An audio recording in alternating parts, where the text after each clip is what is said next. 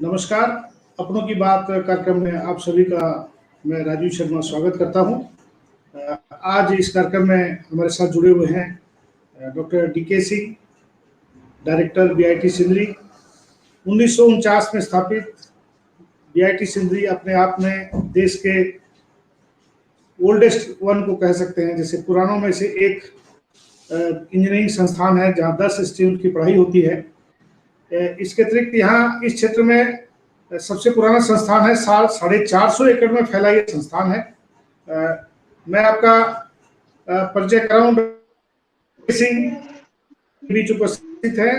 दूसरे मेहमान हमारे साथ हैं शिशिर कुमार जी हैं, जो चीफ मैनेजर हैं स्टेट बैंक ऑफ इंडिया नमस्कार के धनबाद के।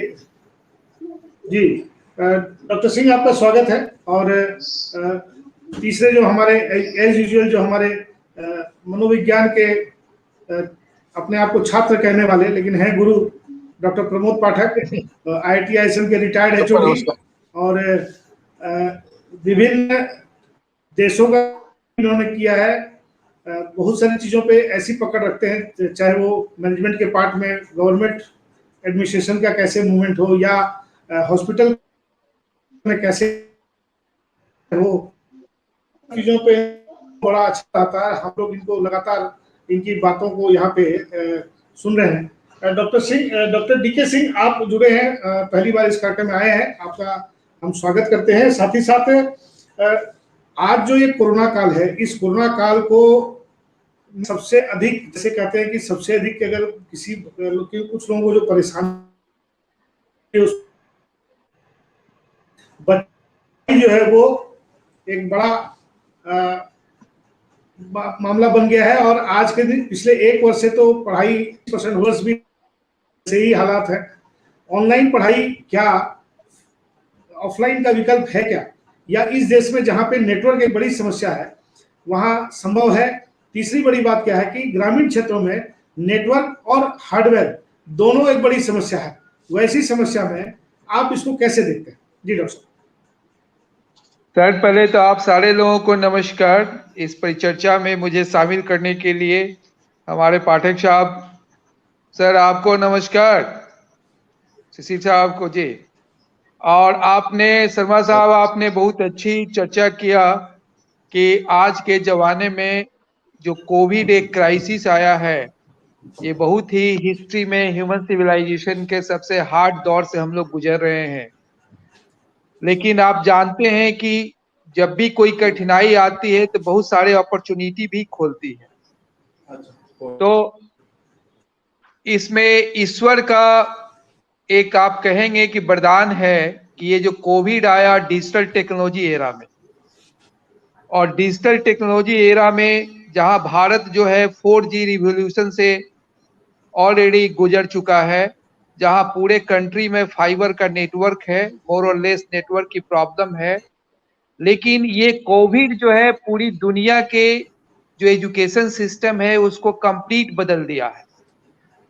अभी आपके फोन आने से, आपका कॉल आने से पहले मेरी नतनी जो है ग्रैंड डॉटर 3.5 years की है, वो फ्रेंच सीख रही है, ठीक है, ऑनलाइन। और उस फ्रेंच का वीडियो मेरी डॉटर ने शेयर किया है कि she 3.5 years girls how she is speaking French by going through the online classes. ये पहले सर संभव नहीं था। तो ये डिजिटल एरा एजुकेशन सिस्टम जो स्वामी विवेकानंद कहते थे कि पूरे भारत को शिक्षित करना है, तो शिक्षा को चरवाहा जहां अपने गाय को चरा रहा है वहां पर लेके जाना पड़ेगा। और स्वामी विवेकानंद का ये जो कंसेप्ट था वो आपको अभी चरितार्थ हो रहा है। मैं ये नहीं कह रहा हूं कि ये कंप्लीट इसका ये है रिप्लेसमेंट है।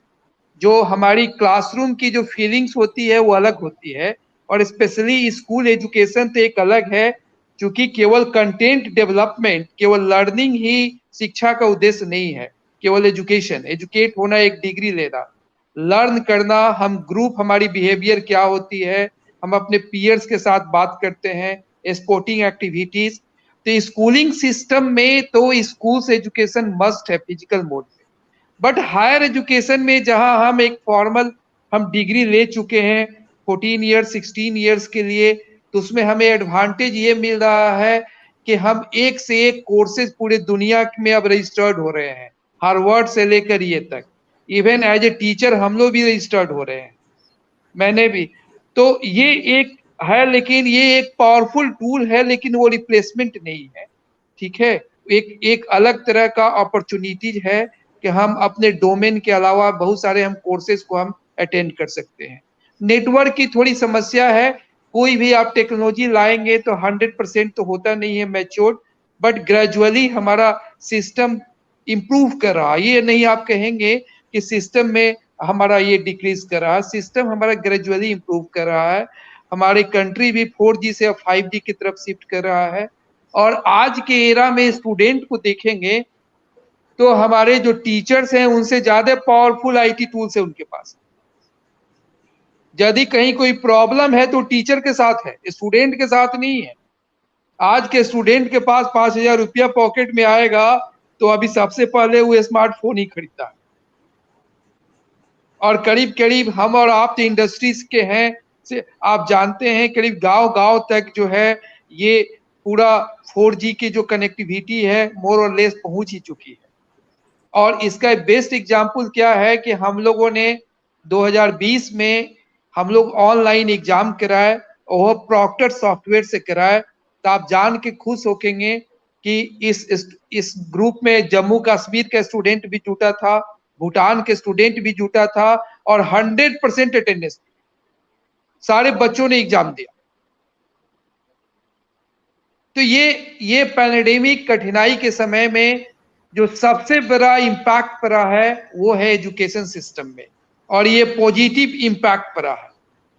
पूरा दुनिया का यूनिवर्सिटी जो है ओपन हो गया और कम फीस पर अब एक से एक कोर्स जो है स्टूडेंट उसको बेनिफिट उठा रहा है। आज ही सुबह एक मीटिंग चल रही थी NPTEL का, national programme for technology enhanced learning.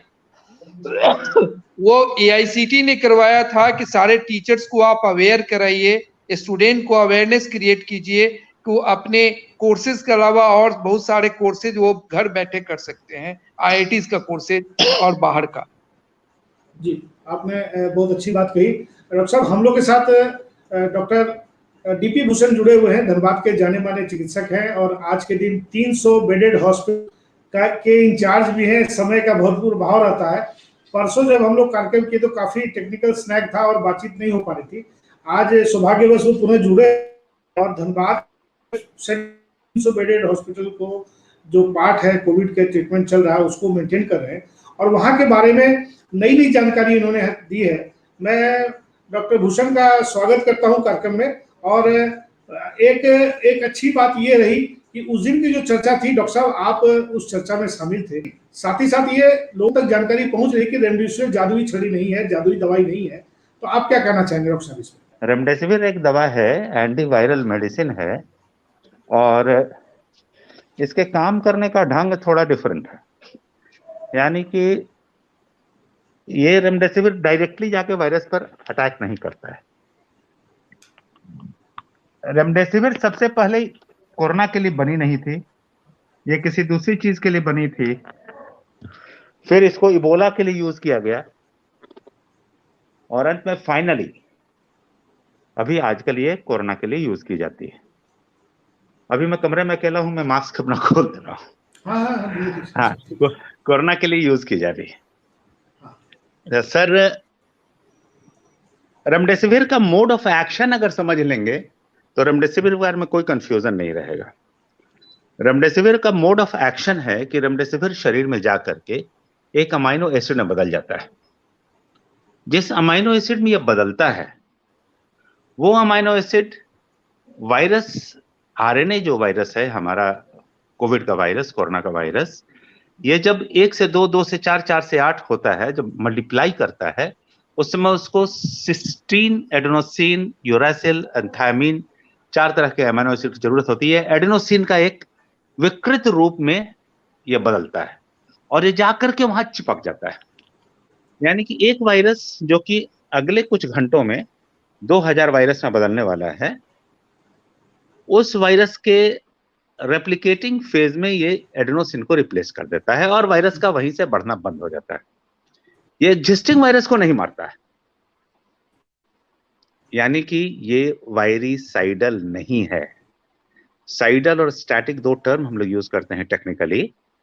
साइडल मतलब उस बैक्टीरिया को मारने वाला, बैक्टीरिसाइडल, और बैक्टीरियोस्टैटिक मतलब उस बैक्टीरिया को नहीं बढ़ने देना। दोनों दो तरह की प्रक्रियाएं हैं, लेकिन दोनों इंपॉर्टेंट है। वायरस अगर कम मात्रा में है, जैसा कि आप लोग जानते होंगे, तो वह बीमारी को नहीं करता है, लेकिन अगर कोई आदमी आईसीयू में जाता है तो वो ज्यादा बीमार होने की संभावना उसकी रहती है। और अगर वही आदमी इंट्यूबेट कर रहा है तो अरबों की संख्या में वायरस निकलते हैं मरीज के चेस्ट से, जो उसको निश्चित ही इन्फेक्ट कर देते हैं। यानी कि इनिशियल वायरल लोड का बहुत महत्व है। अगर चाहते हैं कि कोरोना का प्रकोप आप पर न हो, हर आदमी चाहता है कि वो कोरोना से ना मरे। कोरोना से थोड़ा बहुत प्रताड़ित होना किसी को बहुत गुरेज नहीं होता है, लेकिन कोरोना की मृत्यु का भय सबको है। और शायद यही भय आदमी को आज एक से जोड़े हुए है। सारे जो तरीके हैं कोरोना से बचने के, उन पर जाने के लिए वो बाध्य है। नहीं, बड़ा अच्छा सटीक। आज की मुझे लगता है कि डॉक्टर साहब की जो आज की आपने आज जो बातें बताई हैं, और भी जो प्रश्न कोई अगर पूछना चाहे तो वो स्क्रीन पे पूछ सकते हैं। डॉक्टर पाठक, आप इसमें क्या सोचते हैं? आप क्या सोचते हैं कि एजुकेशन में जो चेंजेस आया, मिडिल और हाई सेक्शन के बच्चों को तो तकलीफ हुई है, लेकिन इसका इम्पैक्ट तो भविष्य में होगा। इस पूरे प्रकरण में ज्ञान की परिभाषा बदल गई। हम लोग ज्ञान का मतलब सिलेबस उसको पढ़ के पास करना था, अभी ये रियल नॉलेज एरा आया।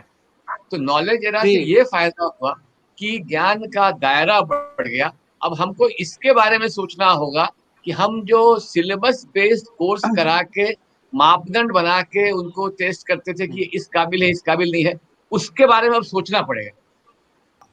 अभी आएगा ये हम लोग के बीच में काफी देर से शिशिर कुमार जी जुड़े हुए हैं, आईएसएम के एसबीआई के हेड हैं। शिशिर जी, आप बताइए, जो कोरोना की चर्चा हो रही है, तो बैंक्स, हम लोगों ने एक दिन चर्चा की कि बैंक कर्मी कैसे इससे अपने आप को बचाने में लगे हैं, क्योंकि वो भी रोज या तो लोगों से जुड़ रहे हैं, जो ऐसे लोगों से मिल रहे हैं जो कोरोना संक्रमित हो सकते हैं, या बैंक कर्मियों से और लोगों को कोरोना हो सकता है। आप कैसे मैनेज करते हैं बैंक के कर्मियों को?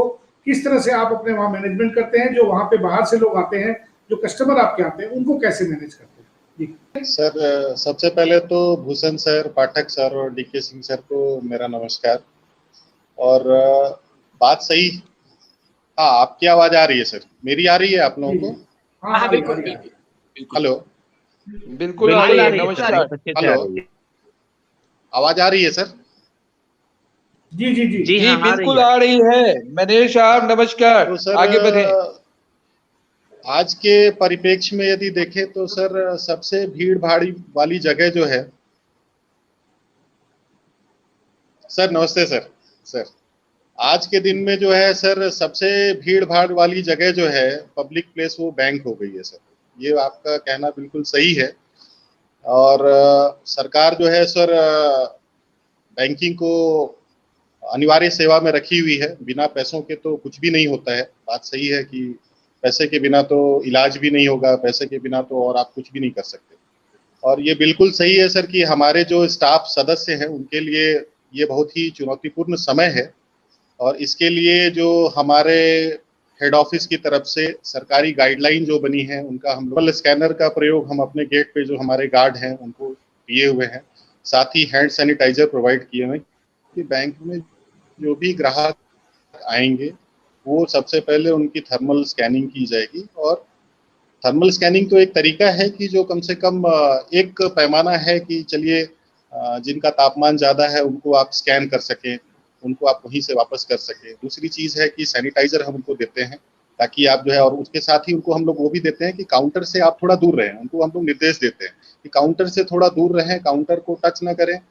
और एक सर और स्कैनिंग हमने करना शुरू किया है कि सर जिनको ज़रूरत है बैंक में, बिल्कुल उन्हीं को आना चाहिए। साथ में किसी साथी को आप मत लेकर के आए। पहले जो है सो पूरी फैमिली आती थी बैंक में बच्चों को लेकर, तो ये भी हम लोग उनको जो है थोड़ा सा सिखा रहे हैं कि बैंक में जो है आप जिनको काम है आप ही अकेले ही आए, साथ में अपने दोस्त को ना लाएं, बुजुर्ग लोगों को अवॉइड करें लाने के लिए। इसके अलावा सर बैंक में हमने जो है सो 6 गज दूरी सर्कल्स बनाए हुए हैं, उसमें ग्राहकों को 6 गज की दूरी जो है मिनिमम 1.5 से 2 मीटर की दूरी पर जो है सो वो खड़े करने के लिए बताए हुए हैं। अपने स्टाफ सदस्यों को हर एक काउंटर पे सैनिटाइजर हमने दे रखा है। उसके साथ साथ हम जो है एवरीडे इवनिंग में सर हम लोग जो है जब ग्राहक का समय खत्म हो जाता है उसके बाद हम अपने ब्रांच को फ्यूमिगेट करते हैं। लगता है उनसे संपर्क हम लोग का टूट गया है। डॉक्टर साहब आप जुड़े हुए हैं, एक प्रश्न आया है कि, और ये प्रश्न हम लोगों ने कल भी चर्चा में किया था डॉक्टर भूषण, तो चर्चा ये था कि एक नया स्ट्रेन मिला आंध्र प्रदेश में, एपी स्ट्रेन N440K, यह 15 गुना ज्यादा खतरनाक है। ये एक न्यूज चल रही है, ये कोई सोशल मीडिया की न्यूज नहीं है, ये अखबारों की सही न्यूज है, समाचार है जी। इसमें बंबई में भी ये कहा गया है कि जो अगला जो तीसरा वेव जो आएगा, अभी तक बच्चे इसे छूते रहे हैं, बच्चों के लिए बीएमसी और महाराष्ट्र सरकार मिल करके तैयारी कर रही है कि बच्चों को इस स्ट्रेन से कैसे निकाला जाए, कैसे बचाया जाएगा, उसके लिए वो प्रिपेयर कर रहे हैं। इसको दो तरह से देखा जाता है। जी जी। एक है कि जैसे हम अपने जीने की इच्छा और प्रयास को नहीं छोड़ते हैं, उसी तरह से वायरस भी नहीं छोड़ता है। It's a question of survival of the virus. Virus अगर एक ही रह जाता है तो धीरे धीरे जो उसके टारगेट एनिमल्स हैं, टारगेट लिविंग बीइंग्स हैं, उनके अंदर उसकी एंटीबॉडी बन जाएगी और वो वायरस खत्म हो जाएगा। तो वायरस अपने आप को म्यूटेट करता है। बहुत पुरानी चीज है ना कि योग्य जन जीता है, पश्चिम की उक्त नहीं, गीता है, गीता है। ये निराला की पंक्ति स्मरण करो, बार बार जागो फिर एक। तो वो अपने को म्यूटेट करता रहता है ताकि वो प्रीवियस ऑनस्लॉट में जनरेट हुए एंटीबॉडीज या टी सेल से अपने को डिफरेंशिएट कर सके। और अगर सोचिए तो वैक्सीनेशन पर इतना जोर है, लेकिन वैक्सीनेशन ने क्या किया? आज तक एक बीमारी आप बताइए जिसको हम लोगों ने खत्म किया? जी हाँ, स्मॉल पॉक्स, एक वायरल डिजीज है, इसको हमने खत्म किया। समय कितना लगा? 150 साल। पोलियो को लगभग खत्म किया, कितना समय लगा? मोटा मोटी 100 साल। तो ऐसा नहीं है कि वैक्सीनेशन 2 साल 4 साल में किसी वायरस को समाप्त कर देगा, ऐसा बिल्कुल नहीं है। और मैंने कल बताया था शायद कि जनरली जब वायरल पैंडेमिक होते हैं तो 3 वेव एक्सपेक्टेड हैं, first wave, second wave, third wave, और second wave is usually the most lethal wave. Even जो हम लोग का 1918 का स्पेनिश फ्लू का पैंडेमिक हुआ था, हिंदुस्तान में लगभग 5 करोड़ लोग मरे थे और वो मेनली सेकंड में मरे थे। तो सेकंड हमेशा स्पाइक सबसे खतरनाक होता है, थर्ड ऑफ कोर्स कम होता है, थर्ड वेव ऑफ कोर्स कम होता है, और ये म्यूटेट करते हैं। आपने देखा होगा कि पहले वेव में जो बुजुर्ग थे वो ज्यादा मरे थे। एक पता नहीं टेक्निकल चीज कितनी शेयर करूं, एक कॉल स्कोर होता है CALL, C for comorbidity, A for age, L for LDH and L for lymphopenia. जिनमें ये चारों चीज हो, कोमॉर्बिडिटी हो, हायर एज हो, LDH बढ़ा हुआ हो और लिम्फोपीनिया हो, मैंने लिम्फोसाइट कम हो, यानी कि न्यूट्रोफिल लिम्फोसाइट का रेशियो 3.5 से ज्यादा हो, तो ऐसे लोग की मरने की संभावना ज्यादा होती है। तो कॉल स्कोर जिसका 9 से ऊपर है वो बुरा केस है इस कोरोना के लिए। ये टोटली चेंज हुआ, आपने देखा है कि सेकंड वेव में अब मरने वाले बुजुर्ग कम हैं।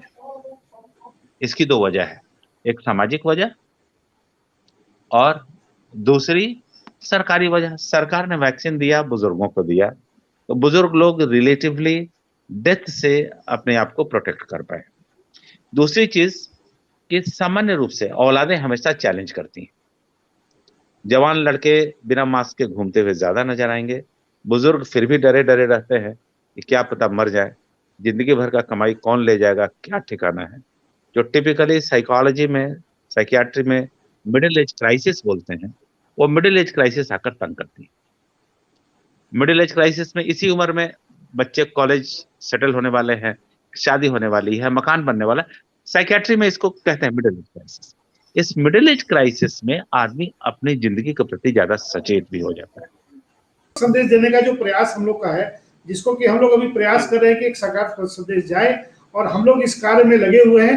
और डॉक्टर प्रमोद पाठक इसमें मुझे काफी हेल्प करते हैं। आपने भी आज जो जुड़े, आपने बहुत अच्छी बातें कही। डॉक्टर डीपी भूषण ने पूरी बातों को कोरोना वायरस से संबंधित, उसके इलाज से संबंधित, उसमें अगर डायबिटिक हो तो क्या करना है, इस तरह की सारी बातें उन्होंने बताई। डॉक्टर मिस्टर शिशिर कुमार ने, जो कि चीफ मैनेजर हैं स्टेट बैंक ऑफ इंडिया के ISM ब्रांच के, उन्होंने सारी बातें बताई कि बैंकिंग में कैसे जाना है, या कब जाना है, कब नहीं जाना है, कब अपने आप को बचाव करना है। ये पीक पीरियड है, इसमें अपने आप को दूर रख करके कैसे बचा जा सकता है। साइबर क्राइम जो हो रहा है उससे भी कैसे बचे। कोशिश करें कि कम से कम किसी के साथ OTP शेयर ना करें, क्योंकि ये चीजें हो रही है। और आजकल फर्जी वेबसाइट भी बनी हुई है, जिसके माध्यम से भी ये सारे कार्य हो रहे हैं। ये चर्चा सकारात्मक तरीके से जारी रहेगी, और हम लोग कल पुनः रात को 8 बजे इस चर्चा में दोबारा मिलेंगे। तब तक के लिए